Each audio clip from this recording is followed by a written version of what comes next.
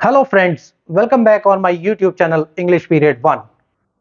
So guys, hope you are doing good. So today we are going to start our different session which we were just waiting for. जिसके बारे में काफी समय से इंतजार था. आज वो समय आ चुका है दोस्तों. आज हम क्लास जो पढ़ाएंगे वो पढ़ाएंगे टेंसेस, राइट? जिसके बारे में मैंने पिछले अपने लाइव के अंदर भी जिक्र किया है और मैं कई मर्तबा कह चुका, लेकिन पिछले कुछ समय से मैं वीडियो नहीं बना पा रहा था. उसके लिए गाइज क्षमा प्रार्थी हूँ आपसे, क्योंकि कुछ बिजी स्केड्यूल की वजह से, कुछ पर्सनल कामों की वजह से मैं नहीं बना पा रहा था वीडियो. लेकिन अब मैं थोड़ा मुझे वक्त मिला है तो मैं आ गया हूँ आप लोगों के सामने. और आज का जो टॉपिक है वो बेहद खास है आप लोगों के लिए, और ये मेरे लिए भी बहुत खास है क्योंकि मुझे भी बहुत ज़्यादा पसंद है और बड़ा इंटरेस्टिंग टॉपिक है. और दोस्तों, अगर हम इंग्लिश स्पीकिंग की बात करें तो टेंसेस के बिना आपकी इंग्लिश अधूरी रह जाती है. आपको बहुत कुछ इसके अंदर से सीखने के लिए मिलता है. और जब आप एक करेक्ट सेंटेंस फॉर्म करने के बाद करेक्ट सेंटेंस बोलते हैं तो तभी आपका जो कम्युनिकेशन है, आपकी जो भाषा है वो प्रभावी भी बनती है. तो चलिए दोस्तों, करते हैं शुरुआत अपने आज के सेशन की. सेशन स्टार्ट करने से पहले मैं आप लोगों से एक रिक्वेस्ट करना चाहता हूं दोस्तों, अगर आप मेरे चैनल पर नए हैं तो प्लीज चैनल को सब्सक्राइब कर दीजिएगा. पहले से अगर आप चैनल पर हैं तो आपका दिल से आभार. तो चलिए दोस्तों, करते हैं शुरुआत बिना किसी देरी के. आज का टॉपिक है हमारा टेंस. दोस्तों, टेंस जो है बड़ा ही दिलचस्प टॉपिक है, बड़ा मजेदार टॉपिक है. इसको पढ़ने में भी मजा आता है और इसको जब हम सेंटेंसेस क्रिएट करते हैं, बनाते हैं, तो तब भी हमें काफी मजा आता है. तो इसको आइए ऐसे समझते हैं, बिल्कुल सरलतम भाषा में, बिल्कुल सुकून के साथ में, शांति के साथ में समझेंगे. टेंस जो है ना, ये एक, मैं कह सकता हूं कि एक परिवार का एक बड़ा सदस्य है, कह सकता हूं कि मुखिया है परिवार का. ठीक है. अब इसके यहां पर जो फैमिली है, इसके 3 बेटे हैं. मैंने एरो लगाया हुआ है. कौन कौन से हैं आइए समझते हैं. पहला जो बेटा है इसका वो है प्रेजेंट. ठीक है. दूसरा है इसका पास्ट एंड फ्यूचर. 3 होते हैं, present, past and future. Present होता है जो इस समय में चल रहा है, यानी कि वर्तमान काल. पास्ट होता है आपका जो बीत चुका है, भूतकाल. और फ्यूचर होता है आपका भविष्य काल, जो आने वाला है या जो आएगा. अब दोस्तों, ये इसके 3 बेटे हैं. यहां पर ये कह सकते हैं दादाजी हैं, ये इनके 3 संतान हैं. अब इनकी भी संतानें होंगी, जाहिर सी बात है, जब परिवार होता है तो वो एक्सपेंड होता है इसी तरीके से. आइए समझते हैं किस तरीके से. प्रेजेंट के 4 पार्ट होते हैं. प्रेजेंट के चार पार्ट, मैं पहले इनको हिंदी में भी लिख देता हूँ साथ के साथ. बिल्कुल मैं चाहता हूं कि आपको बिल्कुल सरलतम भाषा में मैं आज टेंस समझा पाऊं, और ऐसे समझा दूं कि आज के बाद आपको टेंस का कोई और वीडियो ना देखना पड़े, और टेंस को लेकर के आपका जो भी शक, सवाल, संशय, शुभा जो भी है वो सब आपका क्लियर हो जाए आज ही. पास्ट आपका होता है भूत, कह सकते हैं इसको. ठीक है. और ये आपका होता है भविष्य. चलिए, प्रेजेंट के जो पार्ट हैं वो होता है पहला प्रेजेंट इंडेफिनिट. ठीक है दोस्तों. दूसरा होता है आपका प्रेजेंट कॉन्टिन्यूस. तीसरा होता है आपका present perfect, right. And last but not the least, ये होता है आपका प्रेजेंट परफेक्ट कॉन्टिन्यूस. ये 4 होते हैं आपके, यानी कि पहला आपके दादाजी हो गए टेंस, इसके 3 सुपुत्र हो गए, प्रेजेंट, पास्ट एंड फ्यूचर. अब प्रेजेंट के 4 पार्ट हैं, present indefinite, present continuous, present perfect, present perfect continuous. ये 4 पार्ट हो जाते हैं. अब इन 4 में जैसे प्रेजेंट के बारे में बात करता है, ऐसे ही ये पास्ट के भी हो जाते हैं. अगर मैं बात कर दूं ये पास्ट का, ये भी हो जाएगा पास्ट इंडेफिनिट. ठीक है. और इसी तरीके से ये पास्ट का हो जाएगा पास्ट कॉन्टिन्यूस, इसी तरीके से आपका हो जाएगा पास्ट परफेक्ट, और इसी तरीके से पास्ट परफेक्ट कॉन्टिन्यूस. अब इतने में तो मेरा ख्याल है कोई दिक्कत नहीं होनी चाहिए, ये बात समझ में आ गई होगी. यानी कि जिस तरीके से प्रेजेंट के हैं, इन्होंने क्या कर रखा है, सेम नाम रखे हुए हैं. Present indefinite, present continuous, present perfect continuous. इसी तरीके से पास्ट का past indefinite, continuous, perfect and so on. इसी तरीके से आपका फ्यूचर में भी कंडीशन होती है। ये हो गया आपका future indefinite, then future continuous, then future perfect, then future perfect continuous. उम्मीद है कि आपको समझ पा रहे होंगे, यानी कि जो मैं एरोज ये बना रहा हूं इससे आपको समझ आ रहा होगा कि मैं क्या बताने की आपको कोशिश कर रहा हूं। ठीक है दोस्तों, अगर आपको अभी भी कोई संदेह होता है, कोई डाउट होता है, तो बिल्कुल आप फ्री हैं। मैं जैसे कि आपको बोलता हूं, आप डायरेक्टली मुझे कमेंट कर सकते हैं कमेंट सेक्शन में, आपको उसका रिप्लाई करूंगा, रिवर्ट करूंगा देन एंड देयर। ओके, तो यहां तक ये चीजें क्लियर हो गई। यानी कि एक आपके दादाजी हो गए, उनके 3 पुत्र हो गए, 3 के यहाँ 4 हो गए, यानी कि 4 ये हो गए, 4 ये हो गए, 4 ये हो गए। 4 का टेबल हमें सबको आता है, 4 1 जा 4, 4 2 जा 8, 4 3 जा 12, यानी कि 12 सेंटेंसेस की हम बात करेंगे यहाँ पर, जो कि हमारी इंग्लिश को मजबूत बना देंगे और काफी कुछ हमें इससे सीखने के लिए मिलेगा। अभी तो क्या हुआ, एक हो गया इंट्रोडक्शन। अब मैं इसको इरेज करना चाहता हूं। अगर आपने नोटबुक नहीं ली है तो प्लीज इसको नोट डाउन कर लीजिएगा, नोटबुक लेकर के पॉज करके आप वीडियो देख सकते हैं, नोट करके करते चलते हैं। दोस्तों आज मैं आपसे दावा करता हूं, गारंटी लेता हूं इस बात की कि आज के बाद आपको टेंस दोबारा सीखने की जरूरत नहीं पड़ेगी। इसके बाद में इसको मैं इरेज कर देता हूं। ये इतना आपको समझ आ गया होगा। चलिए अब हम बात करेंगे, पहले प्रेजेंट के बारे में बात करेंगे। हम एक एक करके बात करते चलेंगे। दोस्तों अगर मैं बात करूं तो लाइव जब मैं आया था लास्ट संडे 8:30 बजे का मेरा लाइव था फेसबुक के ऊपर, तो वहां पे एक क्वेश्चन आया था मेरे पास में कि सर हम टेंसेस को सारों को एक साथ कवर कर सकते हैं क्या।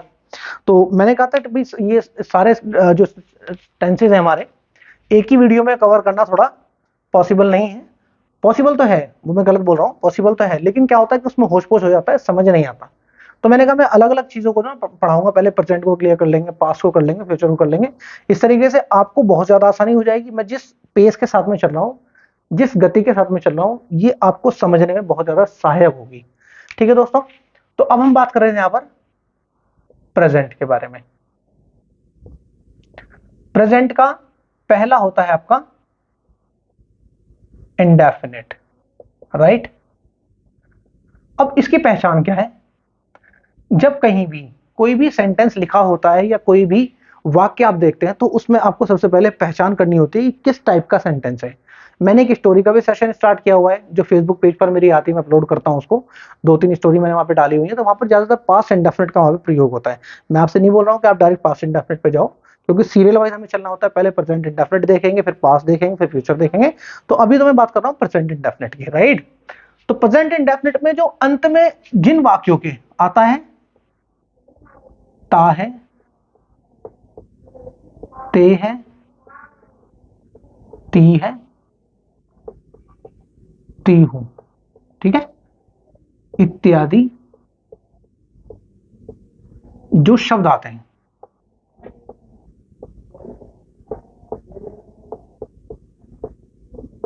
वो वाक्य क्या कहलाते हैं, प्रेजेंट इंडेफिनिट कहलाते हैं। ये कॉमन परिभाषा है आपकी। जिन वाक्यों के अंत में ता है, ती है, ते है, ती हूं इत्यादि शब्द आते हैं, वो वाक्य आपके प्रेजेंट इंडेफिनिट टेंस कहलाते हैं। ठीक है दोस्तों, अब प्रेजेंट इंडेफिनिट टेंस का जो है इसका रूल क्या है, रूल हमें समझना जरूरी है। आइए समझते हैं।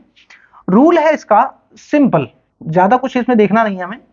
ये देखिए इसका रूल होता है subject plus verb plus object, right. Subject verb plus object, ये चीज हो गया। अब मैं इसका एक एग्जांपल आपको दे देता हूं। यही एग्जांपल है, आप पढ़ाते हो, ठीक है, आप पढ़ाते हो। अब ये देखिए क्या हम इसमें नहीं देख पा रहे, ते आ रहा है ना। हमने क्या बात की थी, ता है, ते है, ती है, तो ते है, ते है ना। आप पढ़ाते हो। अब आपको इंग्लिश में क्या बोलते हैं, यू, यानी कि सब्जेक्ट है मेरा, यू क्या है, वर्ब, पढ़ाना होता है टीच। आप पढ़ाते हो और इसमें ऑब्जेक्ट की जरूरत ही नहीं है, ठीक है। अगर मैं कहता कि आप इंग्लिश पढ़ाते हो तो इंग्लिश मेरा यहाँ पे ऑब्जेक्ट हो जाता। ठीक है दोस्तों, आप पढ़ाते हो, यू टीच, ये आपका बन गया एक एग्जांपल। यानी कि मैंने पहला रूल आपको दिया और इसका ये टीच आपका एक मैंने एग्जांपल भी दिया था साथ के साथ। ये जो मेरा रूल है, ये रूल है दोस्तों मेरा अफर्मेटिव का, ठीक है, अफर्मेटिव सेंटेंस है मेरा, इसका मैंने ही रूल दे दिया। अब दोस्तों एक मजेदार जो चीज यहां पे आने वाली, जो बड़ा इंटरेस्टिंग है, जिसमें हमें कंफ्यूजन होता है, अक्सर और बेअक्सर हम क्या देखते हैं कि जब भी आपका थर्ड पर्सन की बात आती है तो हम लोग कंफ्यूज हो जाते हैं। वो क्या चीज है वो हम समझेंगे, आइए देखते हैं। अगर मैं कह दूं, ये देखिए मैंने रूल तो बनाया है, सब्जेक्ट वर्ब ऑब्जेक्ट, इसको मैं इरेज कर लेता हूं। एक एग्जांपल तो प्लीज आप नोट डाउन करते चलिए दोस्तों, ये मेरी रिक्वेस्ट है आपसे, और पॉज करके भी आप कर सकते हैं नोट डाउन, कोई इशू नहीं है। एक एग्जांपल मैंने ये आपको दे दिया, इंपेरेटिव की भी हम बात कर रहे हैं, और उसके बाद मैं आपको बिल्कुल और मैं एक्सप्लेन करूंगा आगे चल के। मैं कह दूं कि वह पढ़ाता है, ठीक है, अभी तो मेरा पहला सेंटेंस था आप पढ़ाते हो, ठीक है, ये वह पढ़ाता है, यहां पर आ गया ता, क्या ता मिल रहा है? बिल्कुल मिल रहा है, यानी कि ये प्रेजेंट इंडेफिनिट का ही टेंस है मेरा, और हम यहां पर अफर्मेटिव की ही बात कर रहे हैं, ठीक है दोस्तों। अब यहां बात आती है ही, टीच कोई सब्जेक्ट है नहीं, ठीक है ना, लेकिन जो बहुत जरूरी चीज है यहां पर लगाने वाली, जिसके बारे में बात करने वाला था, वो है यहां पर एस या ई एस, ही टीचेस, ठीक है, वह पढ़ाता है।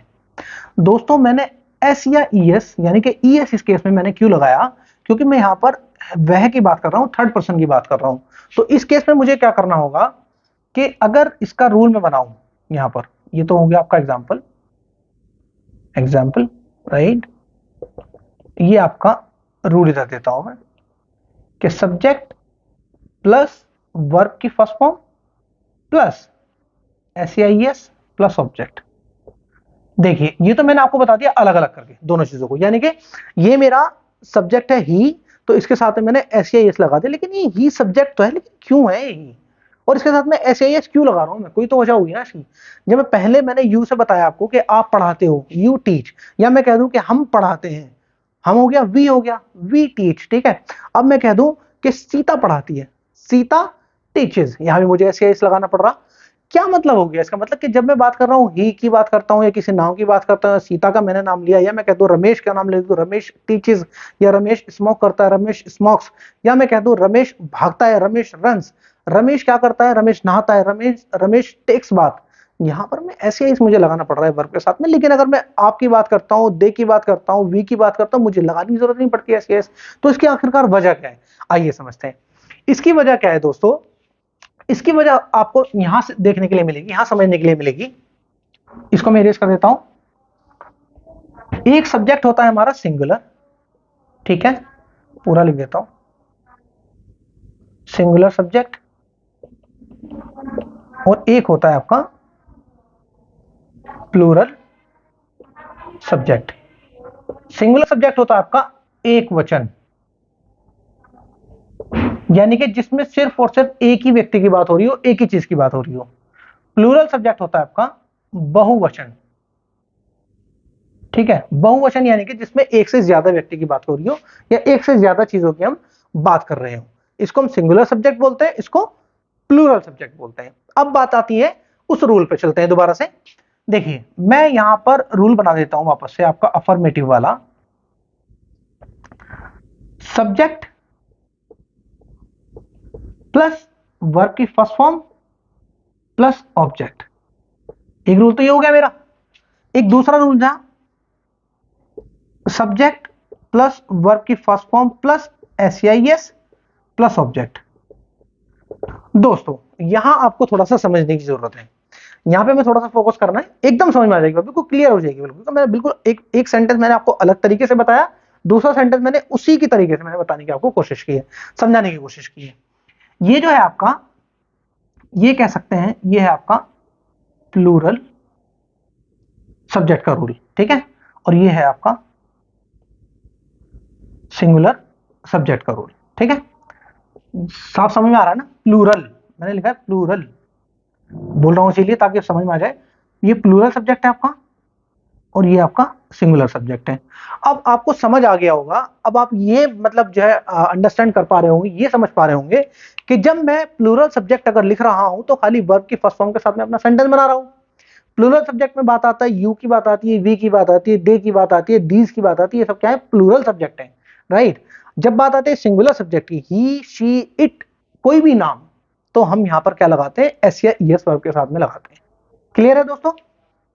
तो उसके दोनों, अब हमने एग्जांपल ले लिए, एक एग्जांपल मैं यहां पे आपको दे देता हूं। जैसे सिंगुलर सब्जेक्ट वाला एक एग्जांपल, ये देखिए, ये मेरा सिंगुलर सब्जेक्ट है, राम प्लेज, ठीक है, राम प्लेज। ये प्लूरल सब्जेक्ट की हम बात कर रहे हैं, वी प्ले, हम खेलते हैं।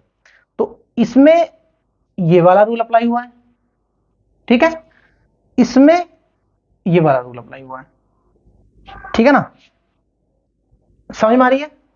यानी कि ये सिंगुलर सब्जेक्ट वाला मैंने यहां पे लगा दिया वर्ब में एस, और ये प्लूरल सब्जेक्ट वाला नॉर्मल वर्ब की फर्स्ट फॉर्म लगा करके हमने सेंटेंस को कंप्लीट कर दिया। तो दोस्तों मुझे यहां तक बताइए, आपको कोई प्रॉब्लम है क्या किसी तरीके की? और मैं आशा करता हूं कि आपको कोई इसमें प्रॉब्लम नहीं होनी चाहिए, क्योंकि मैंने इसमें क्या किया है कि टेंसेस को बता करके सीधा प्रेजेंट के अंदर मैं गया, प्रेजेंट इंडेफिनिट को मैंने पहले पॉइंट को टच किया। वहां पर मैंने आपको बताया कि जिन वाक्यों के अंत में ता है, ती है, ते है इत्यादि शब्द आते हैं, वो वाक्य आपके प्रेजेंट इंडेफिनिट टेंस कहलाते हैं। जिसमें क्या होता है, अफर्मेटिव का रूल मैंने आपको बना के दिखाया। सिंगुलर सब्जेक्ट की मैंने अलग बात की, प्लूरल सब्जेक्ट की मैंने आपसे अलग बात की। सिंगुलर सब्जेक्ट का जो रूल है आपका ये है, सब्जेक्ट के साथ में वर्ब लगती है, उसमें ऐसे आप लगा देते हैं। सिंगुलर सब्जेक्ट में आपके बहुत सारे सब्जेक्ट होते हैं, जैसे कोई भी नाम होता है, ही होता है, शी होता है, इट होता है, मैं फिर रिपीट कर रहा हूं। और इसी तरीके से आपका प्लूरल सब्जेक्ट होता है, वहां पे हमें सिर्फ वर्ब का फर्स्ट फॉर्म लगाना होता है, ऑब्जेक्ट लगा देते हैं, दैट्स क्लियर। ये आपका प्रेजेंट इंडेफिनिट का अफर्मेटिव पार्ट यहां तक क्लियर हो जाता है। दोस्तों किसी तरह की कोई प्रॉब्लम? एक चीज और मैं बता देता हूं, एक चीज और आ रही है मेरे माइंड में, और अच्छे से हम इसको समझ सकते हैं। टेबल देता हूं आपको एक छोटी सी। तो दोस्तों यहां तक तो कोई किस तरह की समस्या आपको नहीं होनी चाहिए जहां तक मैं समझता हूं। तो आइए इसको और थोड़ा सा इजी करते हैं एक टेबल के माध्यम से। तो टेबल के अंदर हम बात करेंगे यहां पर सिंगुलर सब्जेक्ट्स और प्लूरल सब्जेक्ट्स के बारे में। जैसे सिंगुलर सब्जेक्ट में आपका ही होता है, शी होता है, इट होता है, और एनी नेम। जब आपका सेंटेंस इन सब्जेक्ट्स के साथ में स्टार्ट होता है, तो आपको क्या करना है, वर्ब के फर्स्ट फॉर्म में एस या ईएस ऐड कर देना है, आपका सेंटेंस करेक्ट बन जाएगा। क्लियर है? अब आते हैं प्लूरल सब्जेक्ट में। यहां पर यू, वी, दे, दीज, या मैं कह दूं राम एंड श्याम, ठीक है। तो ये आपके हो गए प्लूरल वाले सब्जेक्ट। यहां पर हमें क्या करना है, वर्ब की ओनली फर्स्ट फॉर्म लगानी है। तो दोस्तों इससे आप और ज्यादा क्लियर रिलेट कर पा रहे होंगे जहां तक मैं समझ पा रहा हूं, क्योंकि पिछली जो चीजें आपने इसमें देखी अब तक, मैंने आपको दोनों अलग अलग रूल्स बताए हैं, प्लूरल सब्जेक्ट के साथ में अलग बताया है, सिंगुलर सब्जेक्ट के साथ में अलग बताया है। तो यहां पर हम क्या करेंगे, वर्ब की फर्स्ट फॉर्म में एस या ईएस लगा देंगे। इस पे आपको एक्स्ट्रा फोकस करना है। अक्सर और बेअक्सर क्या होता है, हम यहीं पर गलती कर बैठते हैं, हम एस या ईएस लगाना भूल जाते हैं, सेंटेंस को बना के आगे बढ़ जाते हैं, जो कि वो इनकरेक्ट हो जाता है। और ग्रामेटिकली बेस्ड में अगर बात की जाए, कॉम्पिटिटिव एग्जाम्स में भी इसी से रिलेटेड आपका क्वेश्चन पूछा जाता है, ठीक है। प्लूरल सब्जेक्ट की अगर मैं बात करूं, तो यहां पर ये आपके सब्जेक्ट्स हैं, आपको वर्ब की फर्स्ट फॉर्म लगानी है और आपका काम यहां पर खत्म हो जाता है। क्लियर है दोस्तों? बिल्कुल, उम्मीद है आपको समझ आ गया होगा। तो चलिए, मैंने यहां पर अफर्मेटिव आपका क्लियर कर दिया है, बिल्कुल। इसको आप नोट डाउन कर लीजिए, नहीं किया तो पॉज करके आप इसको वापस से नोट डाउन कर सकते हैं। नोटबुक लेकर के जरूर बैठना, इससे आपको बहुत ज्यादा फायदा होने वाला है। चलिए मैं इसको रेज कर देता हूं। दोस्तों अब हम प्रेजेंट इंडेफिनिट का अफर्मेटिव यहां पर कवर कर चुके हैं बहुत ही अच्छे तरीके से। अब हम यहां पर बात करेंगे आज नेगेटिव की, ठीक है। नेगेटिव की हम बात करेंगे। नेगेटिव में क्या होता है, आपको ऑलरेडी पता है कि नेगेटिव कोई भी चीज को, यानी कि नेगेटिव में कह देना, ना कर देना उसका, ये आपका नेगेटिव हो जाता है, ठीक है। तो चलिए, अब यहां पर मुझे क्या करना होगा, प्रेजेंट इंडेफिनिट में कुछ टाइम वर्ड्स होते हैं। इसी तरीके से आपके प्रेजेंट कॉन्टिन्यूस में अलग होंगे, फिर आपके प्रेजेंट परफेक्ट में अलग होंगे, प्रेजेंट परफेक्ट कॉन्टिन्यूस में अलग होंगे। सेम इसी तरीके से बाकी सेंटेंसेस में भी होगा। तो इसमें क्या होगा हमारा, मैं यहां पर सब्जेक्ट लगा देता हूं प्लस आपका डू या डज, ठीक है, प्लस नॉट प्लस वर्ब की फर्स्ट फॉर्म प्लस ऑब्जेक्ट। देखिए ये मैंने आपका रूल बना दिया, यानी कि आपका नेगेटिव का रूल हो गया। इसमें हमें फोकस करना है डू या डज पर, यानी कि जब हम प्रेजेंट इंडेफिनिट का नेगेटिव सेंटेंस बनाने जा रहे हैं तो हमें डू कहां पर लगना है, डज कहां पर लगना है, इसके ऊपर हमें पूरी तरह से फोकस होना चाहिए और हमें पूरा इसका ज्ञान भी होना चाहिए, पता भी होना चाहिए। ठीक है दोस्तों, इसका मैंने नेगेटिव का एक रूल यहां पे आपको बना के दिखा दिया। ठीक है, इसका एक एग्जांपल भी दे लेते हैं यहां पर। मैं बिल्कुल इजी वे में और बहुत ज्यादा आसानी के साथ, जितना भी बेहतर हो सकता है, जितना भी आसान हो सकता है, मैं आपके लिए इसको बनाने की कोशिश करूंगा ताकि आपको बिल्कुल कोई तरह का किसी भी प्रकार का डाउट ना रहे। देखिए एग्जांपल लेते हैं, मैं क्रिकेट नहीं खेलता हूं। ठीक है, राइटिंग के लिए थोड़ा सा आपको बेयर करना पड़ेगा, ठीक है, एडजस्ट कर लेना। मैं क्रिकेट नहीं खेलता हूं, I do not play cricket. ठीक है, I do not play cricket, ये मैंने लगा दिया, मैं क्रिकेट नहीं खेलता हूं। ये मेरा एग्जांपल था। अब एक एग्जांपल मैं और लेता हूं यहां पर इसके अलावा, वह दिल्ली नहीं जाता है। ठीक है, तो he does not go to Delhi. ठीक है, he does not go to Delhi. दोस्तों मैंने यहां पर आपका डज नॉट लगाया और यहां पर मैंने डू नॉट लगाया। तो इसमें अब हमें समझने की जरूरत यह है, अगर आप पिछला टेबल रेफर करेंगे जो मैंने अभी जस्ट आपको बना के दिखाया था, सिंगुलर सब्जेक्ट्स वाले यहां पर थे और प्लूरल वाले यहां पर थे। तो वहां पर मैंने क्या किया था, सिंगुलर सब्जेक्ट में वर्ब में एसआईएस लगा दिया था और प्लूरल वाले में ओनली वर्ब मैंने लगाया था। तो इसी तरीके से वो टेबल ना बना करके मैं अब आपको यहां पर ये बता देता हूं, singular and plural. Singular subject में आप लगाएंगे डज और प्लूरल में लगाएंगे आप डू। ठीक है, नेगेटिव सेंटेंस बना रहे हैं तो जाहिर सी बात है आपको नोट लगाना ही होगा, तभी आपका वो सेंटेंस कंप्लीट होगा। ठीक है दोस्तों, अब आप आइडेंटिफाई कर पा रहे होंगे और रिलेट कर पा रहे होंगे कि सिंगुलर सब्जेक्ट मेरा ही है, तो ही के साथ में मैंने क्या लगा दिया, डज नॉट। क्लियर है? प्लूरल सब्जेक्ट में आई आपका वैसे सिंगुलर होता है लेकिन ये प्लूरल में ही माना जाता है, इसको अहम कहा जाता है, अहंकार कहा जाता है, इसलिए आई के साथ में हमेशा प्लूरल फॉर्म के ही जो है हेल्पिंग वर्ब्स आती हैं। तो आई क्या है, हमारा प्लूरल के तौर पे यहाँ पे यूज हो रहा है, तो आई के साथ में मैंने क्या लगा दिया, डू नॉट। तो plural do not, singular does not. तो उम्मीद है कि आपको ये भी बिल्कुल समझ आ गया होगा। तो दोस्तों इसमें अगर कोई भी किसी भी प्रकार का आपको कोई सवाल है या कोई संशय है तो प्लीज आप कमेंट करना ना भूलें, कमेंट जरूर करते रहिए। साथ के साथ मुझे ये पता चलता रहे कि हाँ हम ठीक चल रहे हैं, सही दिशा में हम चल रहे हैं, मैं आपको समझा पा रहा हूं और आप ठीक तरीके से इसको समझ पा रहे हैं। ठीक है, तो ये था आपका नेगेटिव, प्रेजेंट इंडेफिनिट का हमारा नेगेटिव यहाँ पर कवर हो चुका है। ठीक है दोस्तों, चलिए अब आप इसी तरीके के सेंटेंसेस में बनाएंगे। तो चलिए मैं आपको एक क्विज भी देता हूँ साथ के साथ, एक मैं दो सेंटेंसेस आपको देता हूँ यहाँ पर, ठीक है, बनाने के लिए, जो आपको बनाकर मुझे कमेंट सेक्शन में देने होंगे। मैं आपको यहाँ पर देता हूँ आपके क्वेश्चंस।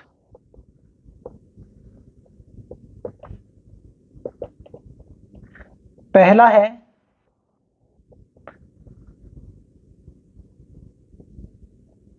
आप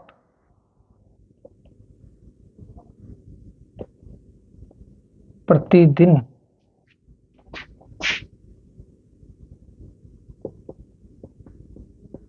कार्यालय जाते हो। ठीक है, ये क्वेश्चन वाला नहीं है, ये सीधा एक सेंटेंस है मेरा, आप प्रतिदिन कार्यालय जाते हो, इसका आंसर आपको देना है। एक सेकंड, रीता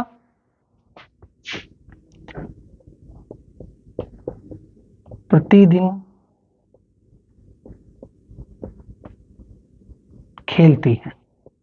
ठीक है, दूसरा ये आपको बनाना है। सो दोस्तों ये आपका क्विज है, ये दोनों सेंटेंस आपको मुझे बना के देने हैं। तो इसमें एक सेंटेंस में और ऐड करना चाहूंगा, ठीक है। तो इसमें आपका ये हो जाएगा, जो अब तक हमने पढ़ा है वो सब चीजें कवर हो जाएंगी इसके अंदर, ठीक है। वो सेंटेंस क्या है, सिंगुलर सब्जेक्ट का ही हम लेते हैं सेंटेंस, जैसे मोहन अंग्रेजी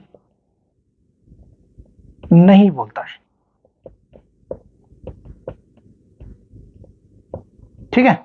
3 सेंटेंस बनाने में आपको कोई ज्यादा समस्या भी नहीं होने वाली है, और बना करके आप इसको कमेंट सेक्शन में आराम से लिख सकते हैं, इसमें आपको कोई प्रॉब्लम मेरा ख्याल है नहीं होगी, ठीक है दोस्तों।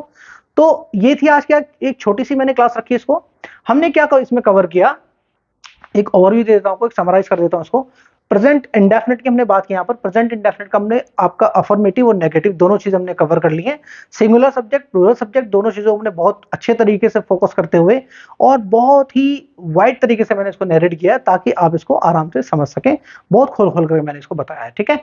नोटबुक अगर आपने अभी भी नहीं लिया तो प्लीज नोटबुक उठा लीजिए और इसको पॉज कर करके वापस से नोट डाउन करते रहिए। जो नोट करके आप देखेंगे ना, वापस से अपने नोट खुद देखेंगे, तो मैं दावा करता हूं आपको बिल्कुल एक अजीब सी मतलब फीलिंग आएगी, बहुत अच्छा आपको लगेगा। आपको लगेगा वाकई मैंने आज काफी सारी चीजें इससे सीखी हैं। तो ठीक है दोस्तों, मिलते हैं अगली वीडियो में। ये अब तक का आपका अफर्मेटिव नेगेटिव कवर हो चुका है। नेक्स्ट वीडियो में हम इसका क्या करेंगे, इंटरोगेटिव कवर करेंगे, और डबल इंटरोगेटिव जो होता है, दोनों चीजें हम कवर करते हुए प्रेजेंट इंडेफिनिट क्लियर कर देंगे। हो सकता है हम पास्ट इंडेफिनिट को भी टच कर लें नेक्स्ट वीडियो में, ठीक है। तो बने रहिए आप हमारे साथ में इसी तरीके से। टेंस के लिए टेंशन लेना बिल्कुल आज से आप खत्म कर दीजिएगा। टेंस का टेंशन मेरा, आपका टेंशन सिर्फ सीखना है, सिखाना मेरा काम है, ठीक है दोस्तों। चलिए मिलते हैं फिर दोबारा से। अगर आप नए हैं, एक बार फिर बोल देता हूं, तो प्लीज चैनल को सब्सक्राइब करते जाइएगा और वीडियो को लाइक कर दीजिए, शेयर कर दीजिए। तब तक के लिए जय हिंद एंड हैप्पी लर्निंग।